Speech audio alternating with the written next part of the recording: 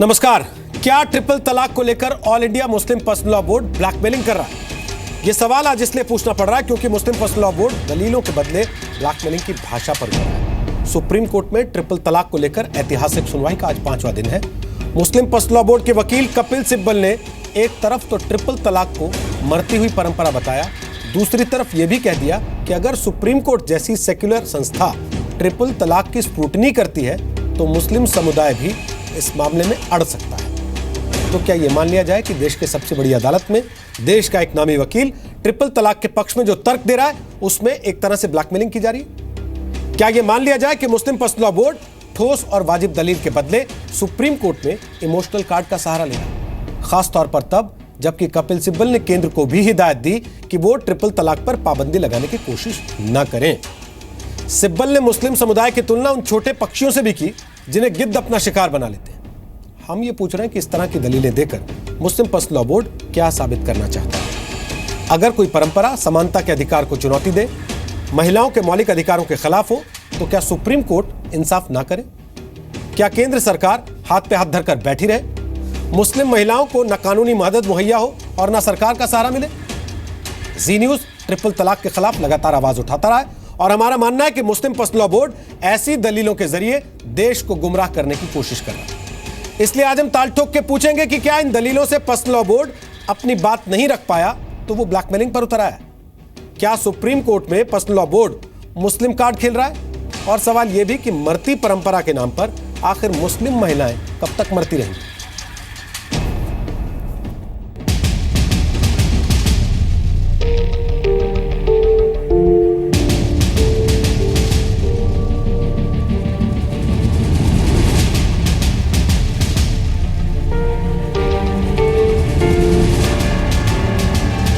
हमारी लड़ाई जो इस्लामिक कानून है उससे कतई नहीं है। ट्रिपल तलाक in one sitting completely un Islamic है, उसको जाना चाहिए। जिस तरह से निकाह आपसी मंजूरी के साथ होता है, सभी लोगों के बीच में होता है, सबकी रजामंदी से होता है, तो मैं समझता हूँ कि तलाक भी अगर आपसी रजामंदी के साथ और सभी लोगों के बीच में अगर बैठ के की जाए तो मैं समझता हूँ कि ये अच्छा होगा।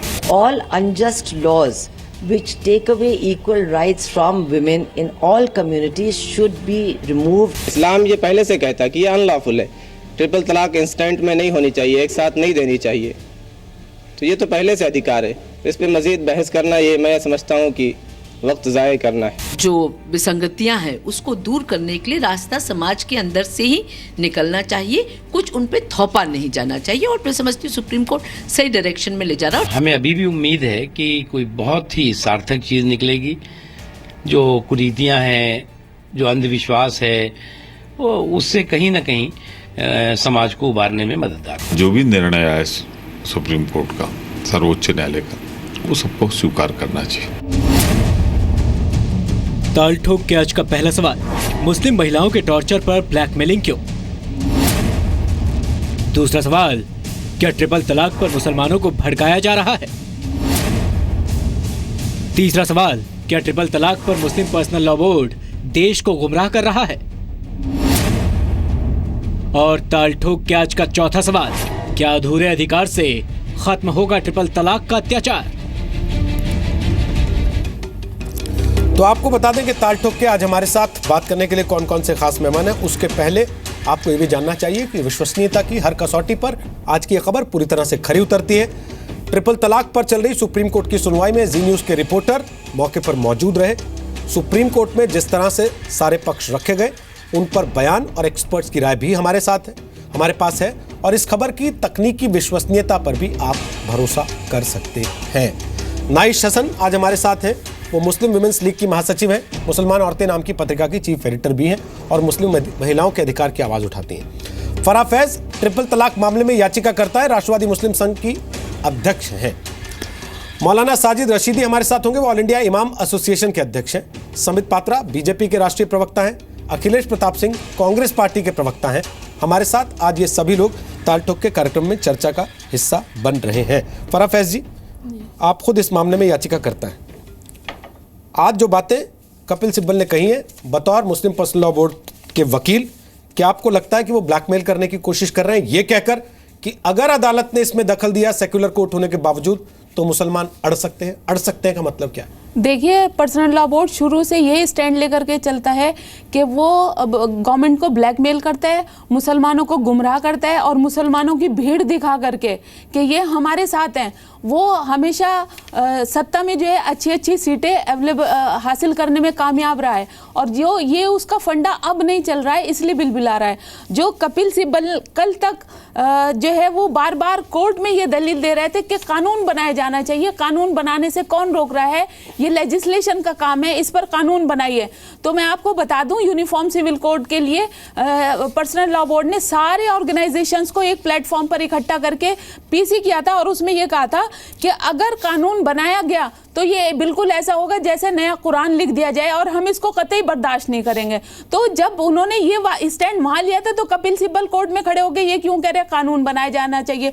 दूसरी बात ये है कि इन्होंने एक ये चार्ट दिया है और इसमें ये बताया है कि कौन जो भी रिफॉर्मेशन की बात करता है तो उसको उन्होंने कोड कर दिया कि ये जो है अहले हदीस है, ये तो दूसरे फिका से है, ये हनफी फिका का नहीं है। ये तमाम उन्होंने पूरा एक चार्ट दिया है।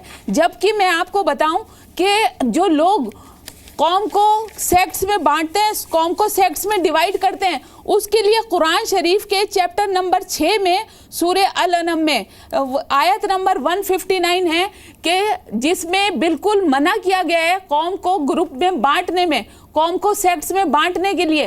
तो पर्सनल लॉ बोर्ड ने क्या ये कुरान नहीं पढ़ा? उसको नहीं पता कि कौम को जो है सेक्ट्स में बांटना ये कतन गलत है, कतई खराब बात है। ठीक, 1.5 मिनट हो गया, मैं वापस आता हूं आपके पास फराह फैज जी। संबित पात्रा, आपके पास आऊं उसके पहले मैं देख पा रहा हूं इस वक्त मौलाना साजिद रशीदी साहब को।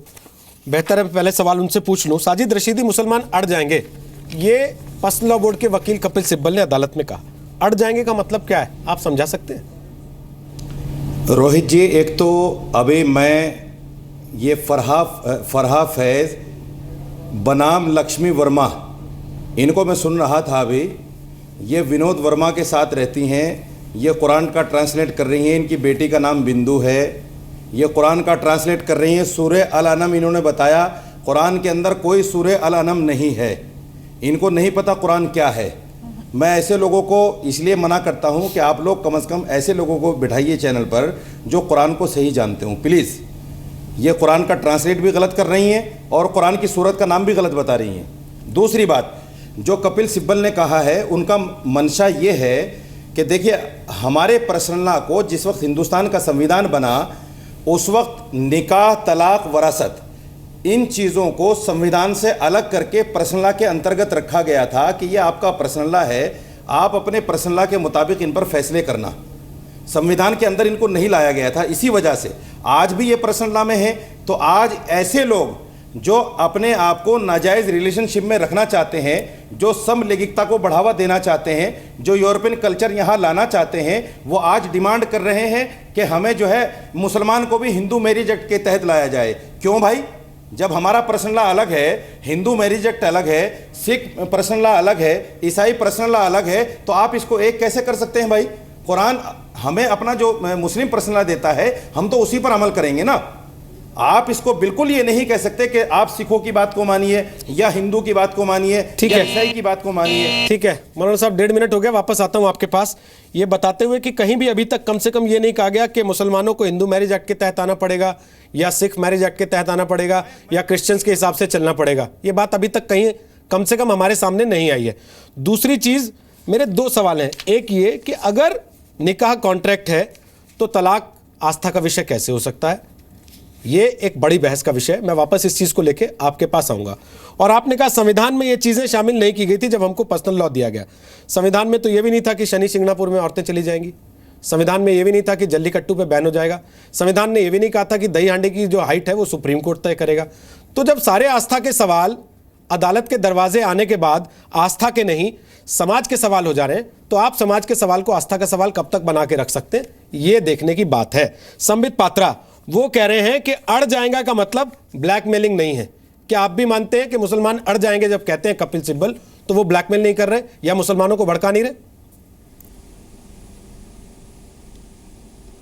देखिए, कपिल सिब्बल जी ने कल जब इस विषय में चर्चा किया था तो 4 बहुत बड़ी गलती की थी, जिसको आप अड़ जाना कह रहे हैं। मैं एग्जैक्ट शब्द में अंग्रेजी में क्या कहा था पढ़ देता हूं।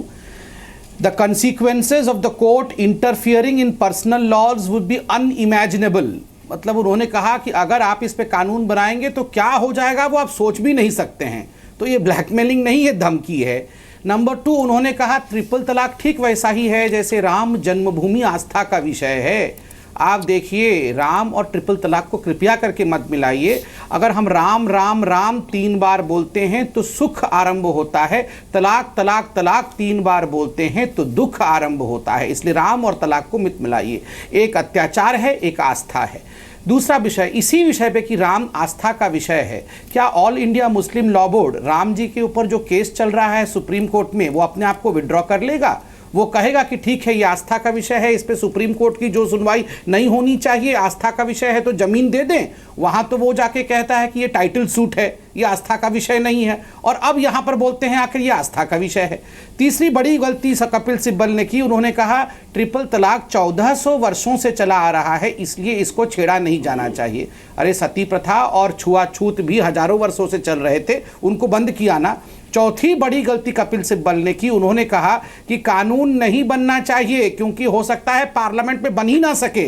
वो कांग्रेस की तरफ से कह रहे थे, क्या ये मैं पूछना चाहता हूं। ठीक है अखिलेश जी, कपिल सिब्बल प्रोफेशनल लॉयर हैं जी, लेकिन जो बातें वो कोर्ट में कह रहे हैं वो केवल कपिल सिब्बल की बातें समझी जाए, एक वकील की बातें समझी जाए मुस्लिम पर्सनल लॉ बोर्ड के, या कांग्रेस की राय भी लगभग वही है जो उनकी है कोर्ट में?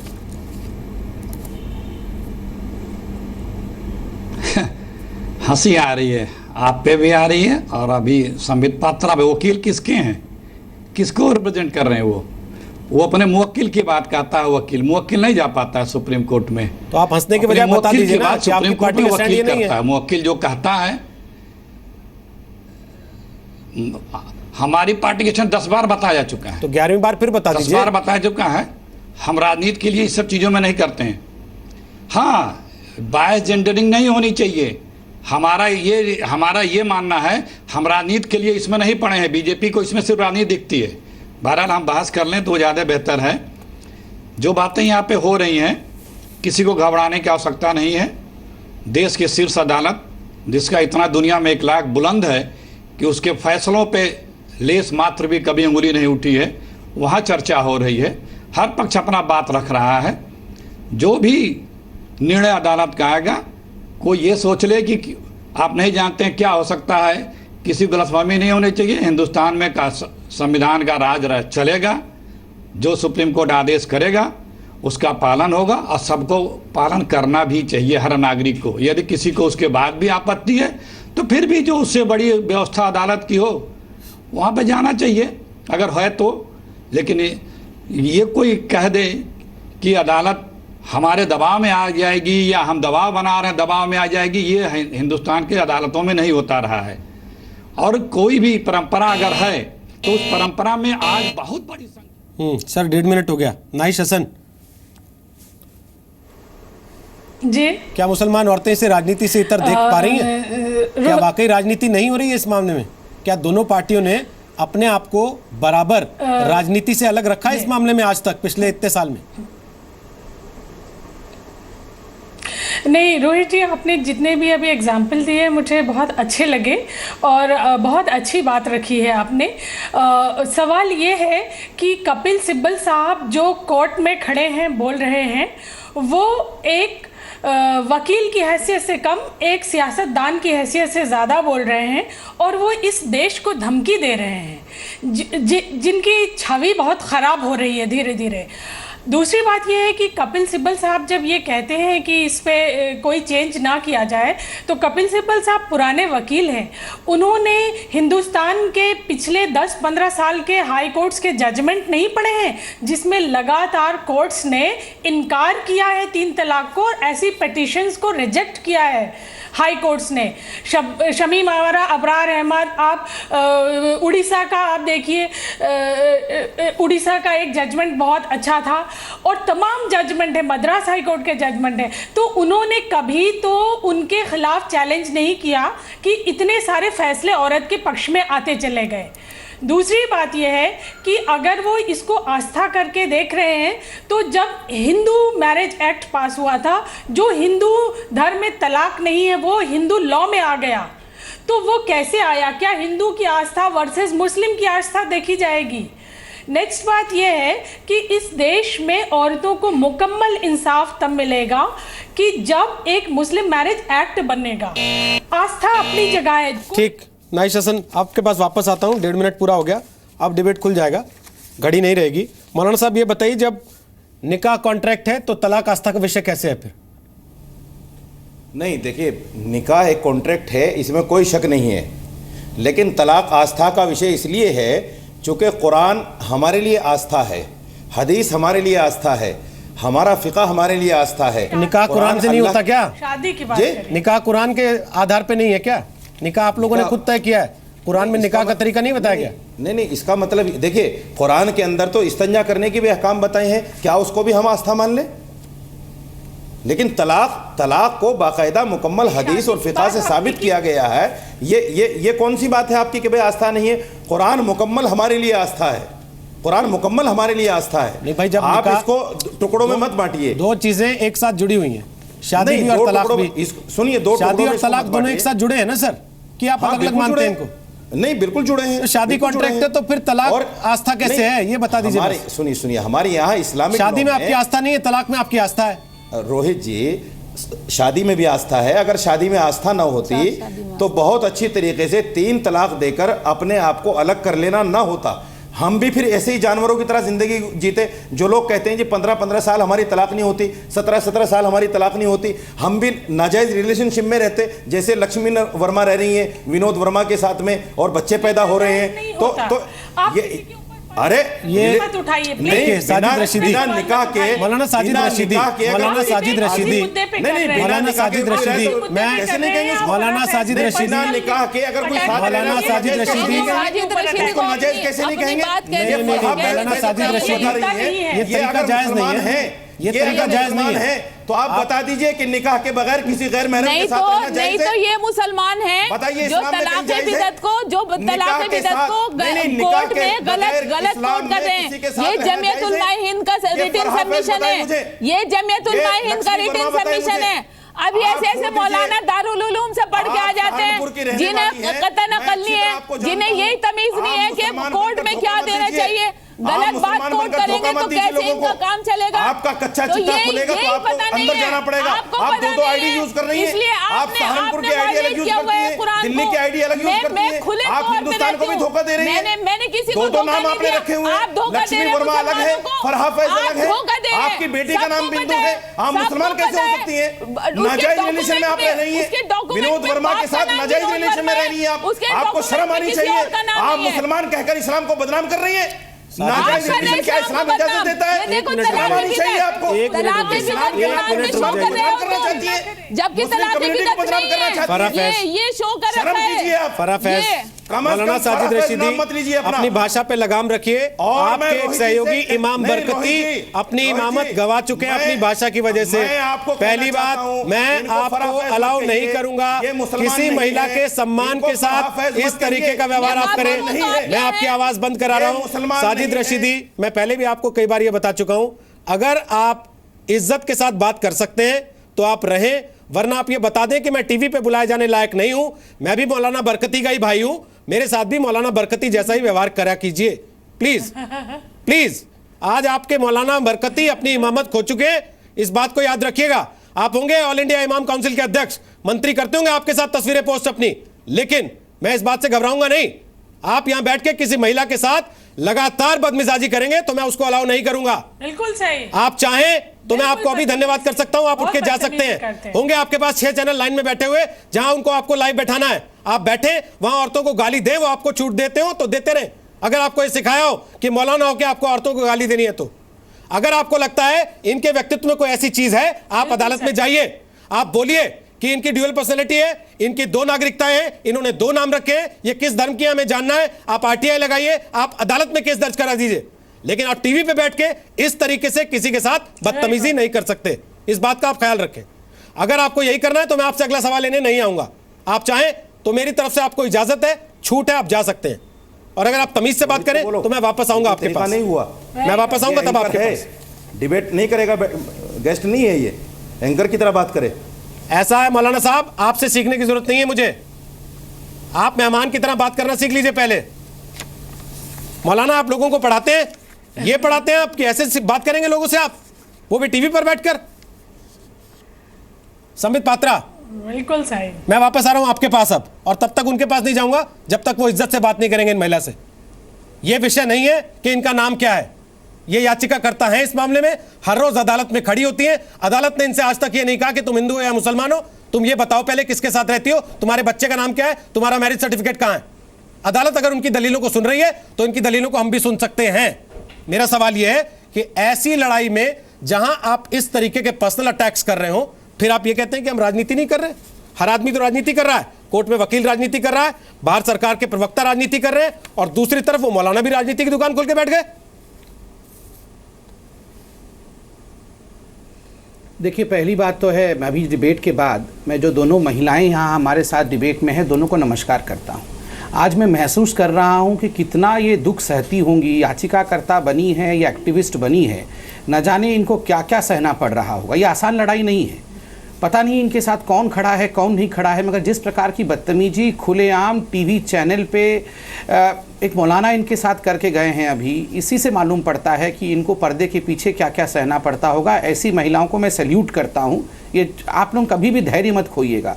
ये देश और देश की महिलाएं, देश का संविधान आपके पीछे खड़ा है और खड़ा रहेगा।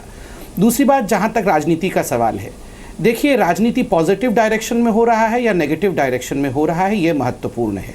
संविधान को लागू करने के लिए अगर राजनेता प्रयासरत हैं तो ये अच्छी बात है। संविधान के खिलाफ जाने के लिए अगर राजनेता प्रयासरत हैं तो ये गलत बात है। देखिए, कल कपिल सिब्बल जी ने जो कहा कि 1400 वर्ष पुराना यह रीत रिवाज है, इसलिए खबरदार जो इसके ऊपर कोई हाथ डाले, क्योंकि अगर 1400 साल पुराना रीत रिवाज को तोड़ेंगे तो इससे बिल्कुल मुसलमान समाज भड़क जाएगा। कोर्ट ने इससे पूछा उनको, कपिल सिब्बल जी को, तो ये जो 21-22 मुस्लिम देश हैं, इनमें कैसे हो गया? ये भी तो इस्लाम को मानते हैं, तो इनमें बदलाव कैसा आया? ये क्वेश्चन नंबर 1 कोर्ट ने पूछा। दूसरा बड़ी बात है कपिल सिब्बल ने, क्योंकि मेरे पास पूरा वो लिस्ट है क्या क्या जेरा हुआ था। कपिल सिब्बल ने, उनके साथ उनके एक और साथी हैं ऑल इंडिया मुस्लिम पर्सनल लॉ बोर्ड से, वो भी काउंसिल है, उनका नाम है यूसुफ मुचाला। यूसुफ मुचाला जी ने कहा कोर्ट में कि हाँ, ये जो ट्रिपल तलाक है ये पाप के समान है, ये अनडिजायरेबल है। कपिल सिब्बल बोले हाँ, मैं भी मानता हूँ कि अनडिजायरेबल है।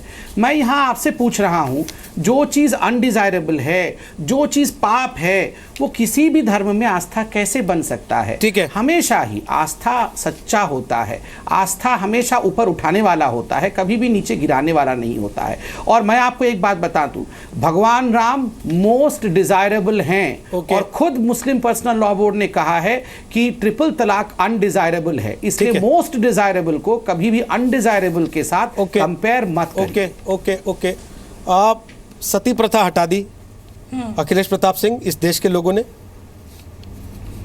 सरकार ने ही उसके लिए जोर बनाया, लेकिन अदालतों पे जोर बना के सरकार ने ऐसा किया क्या? सरकार ने दहेज प्रथा को लेके कानून बनाए, वो भी एक तरह से लोगों में मान्यता में थी कि नहीं, इसको माना जाना चाहिए। बाल विवाह इस देश के लोगों ने हटाया, उसके लिए भी सरकारों ने कानून बनाए। तो क्या ट्रिपल तलाक नहीं हटा सकते? उसमें धमकी दे दी जाती है कि अड़ जाएंगे हम लोग। देखिए, बड़ा अच्छा विषय आपने उठाया। हर काम सरकार का थोड़ी ना होता है। ये बाल विवाह आप भूल गए, लोगों ने जागरूकता पैदा की समाज में, लोगों को समझाया, समाज में लोग समझे, उसको स्वीकारे। उस तरह से करने पे जो आनंद आएगा, किसी को आपत्ति नहीं होती है। कानून तो हर चीज़ का बना हुआ है, मर्डर का भी है, अभी निर्भया के बाद भी तमाम कानून आए हैं, लेकिन कितना लोग क्या करें? तो जी, वो पूरा करने एक बार ये जो इस समय चल रहा है, मैं अभी सुन रहा हूँ, मैं जो ये सुन रहा हूँ, वो चीज़ नहीं हो पाया। वो आंदोलन या मुस्लिम महिलाएं या जो लोग चाहते रहे होंगे, नहीं उनकी बात सुनी गई, या उतना बड़ा आंदोलन नहीं बना पाए होंगे, तभी तो मामला कोर्ट में आया। अगर सामाजिक स्तर पे इसका निराकरण हो गया होता तो ये मामला कोर्ट में नहीं आता। और देखिए यही फर्क है अभी हमारे हम लोग एक जेंडर के विषमता ना हो। प्लीज आप बोलेंगे कि मैं बोलूं? नहीं, आप पूरा कर लीजिए पहले अखिलेश जी। नहीं से फिर आ रहा हूं। पार्टी इसे जेंडर बायसनेस को देखती है कि किसी में भेद ना हो, सब बराबर हो। लेकिन वो बीजेपी के लिए ये राजनीतिक मुद्दा है। बीजेपी के लिए कपिल सिब्बल दिख रहे हैं, लेकिन वहीं सलमान खुर्शीद नहीं दिख रहे हैं, जिसको कोर्ट ने धर्म के तरफ से एडवाइस लेने के लिए उनको रखा है। उन्होंने जो बातें कही हैं वो उसको कोई अप्रिशिएट नहीं कर रहा है। तो हमारे उनके में फर्क यही है, हम चाहते हैं कि समानता मिले, वो उनको सिर्फ राजनीति करनी है। सर वो तो राम जी का नाम लेने लगे वहां जाके, के नीचे के पिल्ले बताने वाले लोगों को इनको नहीं सुनिए, जो मैंने कहा कि जो क्लाइंट कहेगा वो क्लाइंट को रिप्रेजेंट करता है। सर राम के बहुत से उदाहरण मैं बताने लगूंगा। बड़े-बड़े मुकदमों में बीजेपी, आप लोगों ने कभी नहीं कहा कि आस्था का सवाल है। आप कहने लगे कि जमीन की मिल्कियत की लड़ाई है। सीता को ट्रिपल तलाक को डिफेंड करते हुए आपका आदमी वकील बन जाता है तो कहता है कि राम आस्था के प्रतीक है, वैसे ट्रिपल तलाक की भी आस्था है। हमारा आदमी है। अब आप भी इसीलिए कहा जाता है कि थोड़ा निष्पक्ष रहा करें। सर हमारे आदमी कह रहा हूं, आप निष्पक्षता की परिभाषा मत बताया कीजिए, आप पार्टी को डिफेंड किया कीजिए अपनी। अरे भाई आप हरिश्चंद्र के बाद आप ही लोग हैं, दूसरा कोई नहीं। अखिलेश जी आप रहिए ना हरिश्चंद्र के बाद, मुझे नहीं रहना है। आप रहिए, आपकी तस्वीर लगाइए हरिश्चंद्र के बाद, लेकिन अपनी पार्टी को तो डिफेंड कर लीजिए। हाँ नहीं आप ही लोग रहिए। नहीं है कपिल सिब्बल आपकी पार्टी के आदमी, हमारी आवश्यकता नहीं है। नहीं आपकी पार्टी के आदमी नहीं थे मंत्री आपकी सरकारों में। अरे वो हमारे पार्टी के सलमान खुर्शीद नहीं है क्या? हमारे पार्टी रिप्रेजेंट करते हैं क्या? बिल्कुल करते हैं। फेयरनेस है आपका? नहीं करते क्या आपकी पार्टी के रिप्रेजेंट दोनों? नहीं सलमान भाजपा के नहीं है नेता आपकी पार्टी के? भाजपा के प्रवक्ता बने बैठे हो? नहीं है क्या आपकी पार्टी के नेता? नहीं है क्या आपकी पार्टी के नेता वो दोनों? वो मना कर दीजिए, मना करिए ना कि नहीं आपकी पार्टी के नेता। अरे वो तो सलमान खुर्शीद की बात क्यों नहीं करते हो? तो मैंने नहीं की क्या?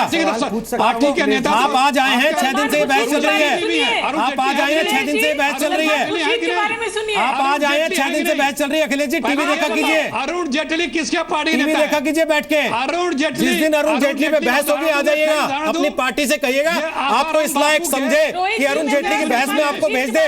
सुब्रमण्यम स्वामी, अपनी पार्टी से कहिएगा जिस दिन सुब्रमण्यम स्वामी बैठते हो आपको भेज दे सामना करने के लिए।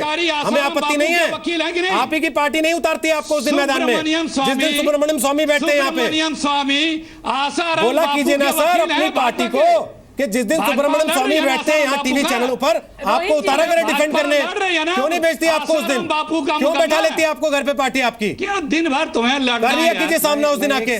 मुद्दे से भटकाने के अलावा आप कुछ नहीं करते अखिलेश जी, कुछ भी नहीं। नुकसान पहुंचाओगे, कुछ भी नहीं करते आप अखिलेश जी। नुकसान पहुंचाओगे अखिलेश जी, नुकसान आप जो फायदा पहुंचा रहे हैं हमने देख लिया। भाजपा का अखिलेश जी आप जो फायदा पहुंचा रहे हैं हमने देख लिया। आपसे सीख नहीं चाहिए हमको अखिलेश जी, आपसे सीख नहीं चाहिए। आप समय जाया कर रहे हैं दर्शकों का। आप अपनी पार्टी के नेताओं को डिफेंड नहीं कर पाते, कहते हैं मैं प्रवक्ता हूं। रोहित जी प्लीज नाइक शासन बोलिए आप। मुझसे सवाल बहुत समय जाया हो गया। नाइक शासन बोलिए। बोलता हूं मैं अखिलेश जी को, रोहित जी मैं अखिलेश जी को ये कहना चाहती हूँ, जो कांग्रेस वर्सेस बीजेपी मत बनाइए, ये महिलाओं का उठाया मुद्दा है।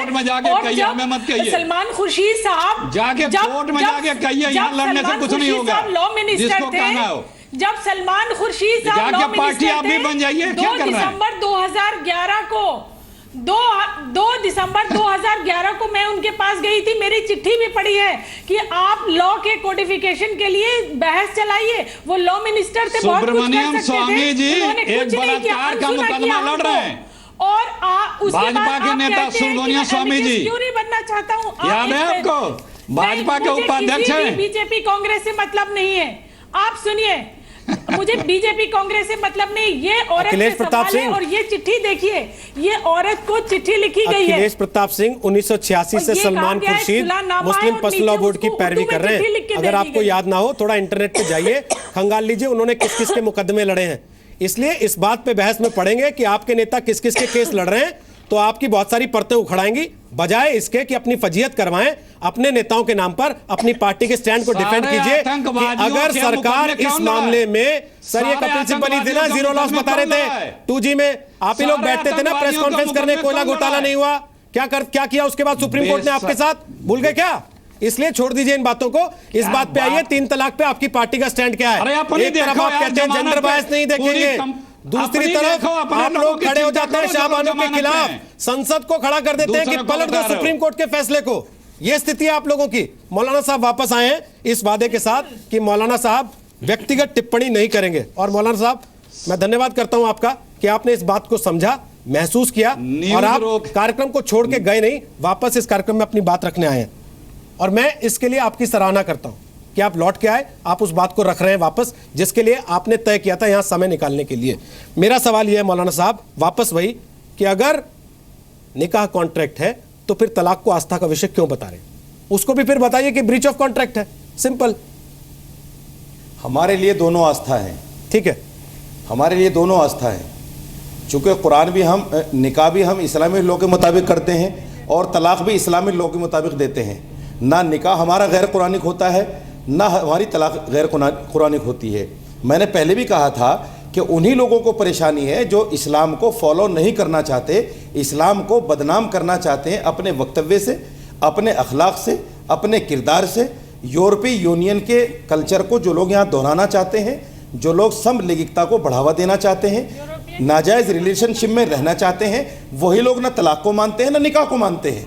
वो निकाह को भी नहीं मानते, क्योंकि इनके यहाँ निकाह, सुनिए, इनके यहाँ तलाक बिदअत को मानने न मानने की हो रही है। जैसे अभी और तलाक बिदअत का मुझे जिक्र बताइए कुरान शरीफ में, अगर आप मुस्लिम स्कॉलर हैं बताइए ना तलाक बिदअत है कहां कुरान शरीफ में? आप कुरान को क्या जानेंगे, छोड़िए आप। वो पूरा कर ले, मैं आपसे कुरान पर बात भी नहीं करूंगा, मैं आपसे कुरान पर बात भी नहीं करूंगा, फिर आप बोलिएगा।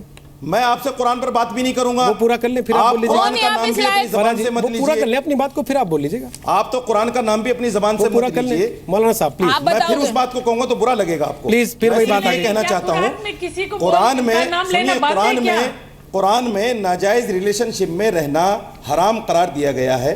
अगर उस वक्त में कोई बच्चा पैदा होता है तो वो भी हराम होता है, नाजायज होता है। इसीलिए हमारे निकाह का चलन है, कुरानिक है। इसीलिए तलाक है, ये भी कुरानिक है। कोर्ट ने पहले ही दिन ये कहा था कि अगर तलाक जो है कुरानिक होगा तो हम इस पर बात नहीं करेंगे, दखलअंदाजी नहीं करेंगे। ठीक है, नाइश हसन, जो औरतें ट्रिपल तलाक इंस्टेंट का विरोध कर रही हैं, तलाक बिद्दत कुरानिक नहीं, वो कह रहे हैं कि इस्लाम की विरोधी है, कुरान की विरोधी है और वेस्टर्न कल्चर को लाना चाहते हैं इसके ऊपर। बोलिए नाइश हसन, संबित आ रहा हूं उसके बाद आपके पास। तलाक बिद्दत का विरोध किया जा रहा है और वो विरोध कुरानिक नहीं है। ये विरोध कुरान खुद तलाक बिद्दत को नहीं मानता। जो प्रैक्टिस है उसको सुनिए। आप ये चिट्ठी देखिए, आप ये चिट्ठी दो मैं आपको दिखाती हूँ। आप मेरी 2 चिट्ठी देखिए। ये चिट्ठी उर्दू में है। एक लड़की को कहा गया कि हम आपको एक सुलह समझौता कराने के लिए आए हैं और उस लड़की को नीचे साइन करवा लिया गया और कहा गया कि अब तुम्हारा तलाक हो गया, अब तुम कोर्ट नहीं जा सकती। दूसरी लड़की जो गुजराती नहीं जानती है, मैं उसका नाम नहीं लूंगा, उसके हस्बैंड ने आज ही मुझे कांटेक्ट किया, उसके हस्बैंड ने उसको गुजराती में लिखा और उससे कुछ और बता के साइन करवा लिया गया और कहा तुम्हारा अब तलाक हो गया। तो इस तरह की प्रैक्टिसेस समाज में जारी है, इसे बंद करना निहायत जरूरी है। आप कोई रेफरेंसेस लाइए, कोई धर्म के रेफरेंसेस लाइए, पर ये प्रैक्टिसेस बंद होनी बहुत जरूरी है। इसके लिए हमें सोचना है। ठीक है। और जो सुप्रीम कोर्ट अगर कहता है तो हमें उस डायरेक्शन को समझना पड़ेगा कि वो क्या कह रहा है और पर्सनल लॉ बोर्ड क्या कह रहा है। ठीक है। वो तो हमारी कौम का सबसे बड़ा गद्दार, सबसे बड़ा दुश्मन है। ठीक है, संबित पात्रा, सरकार कह रही है कि ये बहुसंख्यक बनाम अल्पसंख्यक का मामला नहीं है, जैसा कपिल सिब्बल ने बनाने की कोशिश की, ये कहते हुए कि अल्पसंख्यक छोटी सी चिड़िया हैं और बड़े बड़े गिद्ध जो है इस पे नजर लगाए बैठे हैं, इनको बचने के लिए अपने कानून की जरूरत है। सरकार का जो तर्क था अदालत में, अटॉर्नी जनरल ने कहा ये अल्पसंख्यक में ही अल्पसंख्यकों यानी कि मुस्लिम समुदाय की महिलाओं का मसला है। लेकिन अगर राजनीतिक सोच नहीं होगी, अगर आपको सदन में सपोर्ट नहीं होगा, तो कैसे आप लोग नया कानून ला देंगे जिसके लिए आपने कल वादा कर दिया अदालत से? देखिए, यही तो मैं कह रहा था कि कपिल सिब्बल जो हैं वो किस कैपेसिटी में वहाँ लॉयर है, क्योंकि मैं उनका हुबहू वर्ड बताता हूँ उन्होंने कल क्या कहा। There could be a situation where the parliament will fail to pass a legislation, so the court should not be forcing for a legislation. कि ऐसा एक सिचुएशन हो सकता है कि पार्लियामेंट में लोग तैयार ही ना हो लेजिस्लेशन करने के लिए। देखिए, मैं उनसे पूछना चाहता हूं, अगर वो क्लाइंट की तरफ से बोल रहे हैं तो उनको कैसे पता कि कुछ पार्टी के लोग ऐसे होंगे जो लेजिस्लेशन नहीं चाहेंगे। बहरहाल, बिना राजनीति करते हुए कांग्रेस के विभिन्न प्रवक्ताओं का भिन्न भिन्न मत है। हमने अभी शोभा ओझा जी को आपके चैनल पे ही सुना, उन्होंने कहा किसी प्रकार का कानून नहीं होना चाहिए, बाहर से कुछ नहीं आना चाहिए, अंदर से आना चाहिए। ठीक है, प्रधानमंत्री ने भी कहा था कि बहुत बड़े बड़े जो बदलाव होते हैं वो अंदर से आने चाहिए, अंदर से भी आवाज उठी है। ऑल इंडिया मुस्लिम मजलिस ए मुसावरत, जिसके अंडर में जो अम्ब्रेला बॉडी है 14 मुस्लिम बॉडीज की, उन्होंने ऑल इंडिया मुस्लिम पर्सनल लॉ बोर्ड की इसमें भर्त्सना की है और उन्होंने कहा है कि आप जो रिप्रेजेंट कर रहे हो ये पूरा मुस्लिम समाज का रिप्रेजेंटेशन नहीं है, और इसका पूरा एक हलफनामा आज तमाम अखबारों में छप के भी आया है। दूसरी एक बड़ी बात है, देखिए, कोर्ट ने एक सवाल यह भी पूछा कि ऐसा हो सकता है क्या कि निकाह के समय महिला को यह अधिकार दे दिया जाए कि वो निकाहनामा में लिख दे कि मैं इस निकाह में तलाक का प्रोविजन नहीं रखूंगी, कोई तलाक नहीं दे सकता है। तो कपिल सिब्बल जी ने कहा हाँ, ऐसा होगा तो ठीक होगा, ऐसा भी एक प्रोविजन रख सकते हैं, मगर इसके लिए हमारे जो अटॉर्नी जनरल थे उन्होंने ऑल इंडिया मुस्लिम पर्सनल लॉ बोर्ड के एक एफिडेविट को सामने किया जिसमें खुद ऑल इंडिया मुस्लिम पर्सनल लॉ बोर्ड ने लिखा है, a Muslim man can delegate his power of pronouncing talaq to his wife or any other person. However, such delegation does not deprive the husband of his own right to pronounce talaq. मतलब वो ठीक है, वो मना भी कर सकता है और ये डेलीगेट किसी और को भी कर सकता है, पावर पत्नी को भी दे सकता है, मगर इसका अर्थ ये नहीं है कि वो तलाक नहीं कहेगा। और दूसरी बात जो अटॉर्नी जनरल ने कहा, इसी ऑल इंडिया मुस्लिम पर्सनल लॉ बोर्ड ने अपने एफिडेविट में कहा है कि महिलाओं की समझने की शक्ति और डिसीजन मेकिंग कैपेबिलिटी कम होता है, इसलिए आप दो कैसे कह सकते हैं। ठीक सर, इससे आगे बढ़ रही है बातें अब तो पात्रा जी, आप तो खुद ही मानते हैं कि समझदारी कम होती है। नहीं, इससे बातें आगे बढ़ रही है, अदालत में बहुत पानी बह चुका है इस समय। ये कल का डिस्कशन है सर, कल के डिस्कशन में तो सीधे तौर पर कपिल सिब्बल ने ये कहा, भगवान राम की दलील दे दी उन्होंने कहा कि आस्था का प्रतीक है, और उसके बाद अखिलेश प्रताप सिंह आप ये कहते हैं सुबह से शाम तक कि हम जेंडर बायस के खिलाफ हैं। क्या संसद में इस मामले पर आपकी पार्टी का रुख कानून के पक्ष में रहेगा, जिसके लिए अदालत में कपिल सिब्बल ये कहते हैं कि संसद में हो सकता है एक मत ना बन पाए?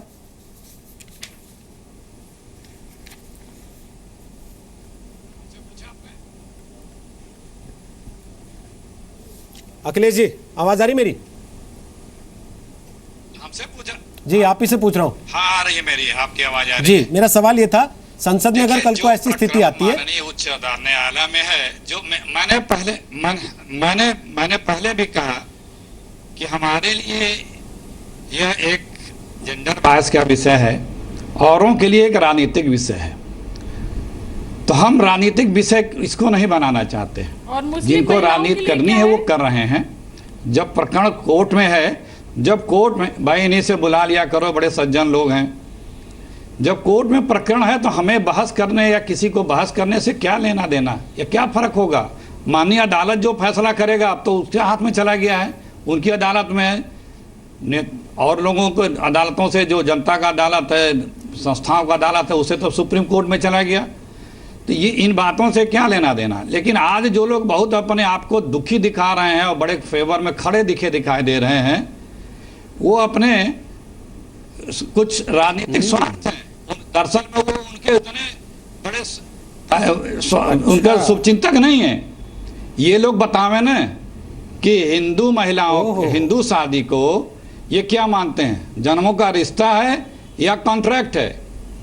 अगर ये दो में से एक बतावें, क्योंकि मोहन भागवत जी आरएसएस कुछ बताता है, और वो घर में रहना है, क्या करना है, ये लोग क्या करते हैं। यही मैं सिर्फ इसलिए बता रहा हूं कि ये इनको बच्चों की शादी में मोहन भागवत मंत्र पढ़वाते हैं क्या? फायदे के कारण इनके सिंपैथाइजर है, इनको सिंपैथाइजर है। ये आपको क्या लगता है, हिंदुस्तानी लोग अपने बच्चों की शादी में मोहन भागवत मंत्र पढ़वाते हैं क्या? सिंपैथाइजर नहीं है, सबको पता है। अखिलेश जी सुनिए ना, सबको आप भाई कहते तो हैं, हर चीज में उन्होंने कहा तो है, हम उनकी बात कर रहे हैं जो उन्होंने कहा है। आपको याद होगा ना, इंदिरा गांधी के समय में हर बात में कहा जाता था सीआईए का हाथ है। आपको हर चीज में आज मोहन भागवत का हाथ दिखता है। ट्रिपल तलाक में भी आप मोहन भागवत को ले ही आते हैं कहीं ना कहीं से।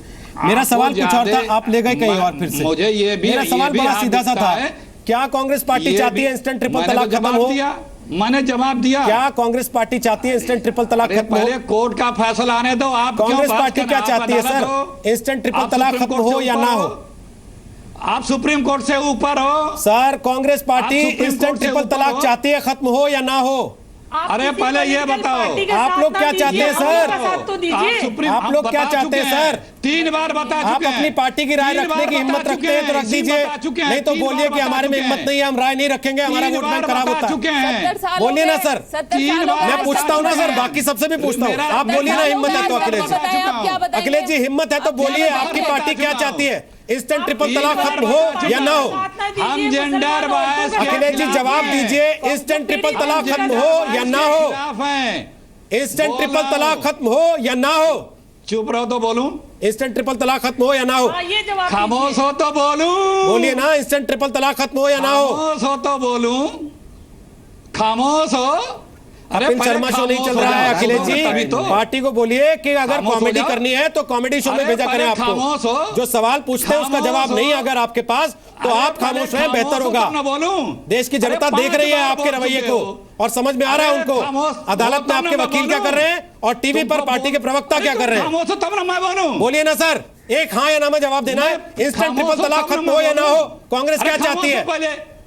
खामोश हो ना, पहले खामोश हो जाओ तब मैं बोलूं। सुनो, मैं बोलने जा रहा हूं। मैंने बार बार कहा कि जेंडर बायस के खिलाफ हैं हम। वाणी बोलिए जल्दी से। हो गया सर। हम घड़ियाली आंसू नहीं बहाते हैं सर, आपकी हिम्मत नहीं है कि आप ये बोल दें इंस्टेंट ट्रिपल तलाक हम खत्म करना चाहते हैं। मोटर के नीचे आपकी हिम्मत नहीं पड़ रही है अखिलेश जी कि आप ये बोल दें आप इंस्टेंट ट्रिपल तलाक को खत्म करना चाहते हैं। आपकी हिम्मत नहीं पड़ रही है कि आप ये बोल दें इन 3 औरतों के आगे कि इंस्टेंट ट्रिपल तलाक को हम खत्म करना चाहते हैं। ये जवाब संबित पात्रा, जब समझ नहीं है तो क्या करोगे? बोलिए फराफेज। समझ नहीं है तो क्या करोगे? दिया जाना चाहिए जब समझ नहीं है तो क्या करोगे? बोलिए फराफेज, बोलिए। गवर्नमेंट ही थी जिसने समझ नहीं है तो क्या करोगे? 86 पास करवाया पर्सनल लॉ बोर्ड के साथ मिलकर के, और उन्होंने ताहिर महमूद साहब का कोर्ट किया हुआ ड्राफ्ट एक तरफ रख दिया और पर्सनल लॉ बोर्ड का ड्राफ्ट किया हुआ कोर्ट को पास किया। ये कांग्रेस गवर्नमेंट ही थी, इसीलिए ये आज नहीं चाहती कि ये मसला डिसाइड हो, ट्रिपल तलाक जो है खत्म हो जाए, कुरान का तरीका आ जाए। ये कांग्रेस गवर्नमेंट चाहेगी नहीं और हमें उम्मीद है कि पार्लियामेंट में अब पूरा अपोज करेगी। ये सिर्फ यहाँ खड़े होकर के चैनल पे बैठ करके झूठे बात करते हैं। चलिए, बहुत बहुत शुक्रिया आप सबका। कांग्रेसी है कि हिंदू कोड खत्म, पर्याप्त से ज्यादा समय आपने लिया, उसके बाद भी आपने असल सवाल का जवाब नहीं दिया और यही वजह है कि अदालत के अंदर कपिल सिब्बल भले ही प्रोफेशनल लॉयर हो, सलमान खुर्शीद भले ही कोर्ट मित्र हो, लोगों को उनकी सारी दलीलें संविधान के पक्ष में कम और अपनी पार्टी के वोट बैंक के पक्ष में ज्यादा दिखाई पड़ रही हैं। और यूपी के चुनाव में इसी वोट बैंक के चक्कर में हाशिए पे उनकी पार्टी आ गई है, लेकिन पार्टी के नेतृत्व को और प्रवक्ताओं को भी शायद ये बात समझ में नहीं आ रही कि देश की जनता क्या चाहती है।